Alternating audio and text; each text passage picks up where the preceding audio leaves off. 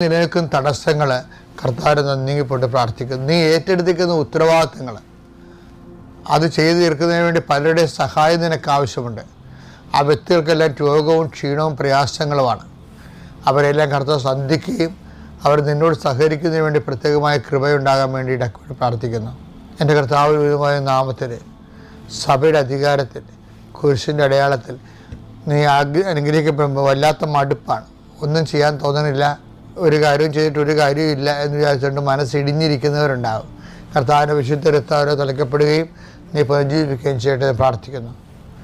എൻ്റെ കർത്താവിൻ്റെ ഉന്നതമായ നാമത്തിൽ സഭയുടെ അധികാരത്തിൽ കുരിശിൻ്റെ അടയാളത്തിൽ ദൈവശക്തിയാൽ ഇന്നത്തെ ദിവസം നീ കണ്ടുമുട്ടുന്ന വ്യക്തികൾ, പോകുന്ന വഴികൾ, ചെയ്യുന്ന കാര്യങ്ങൾ, ഇടുന്ന ഒപ്പുകൾ, എഴുതുന്ന എഴുത്തുകൾ, സംസാരിക്കുന്ന സംസാരങ്ങൾ, ഫോണിലൂടെയുള്ള വിളികൾ, കമ്മ്യൂണിക്കേഷൻസ്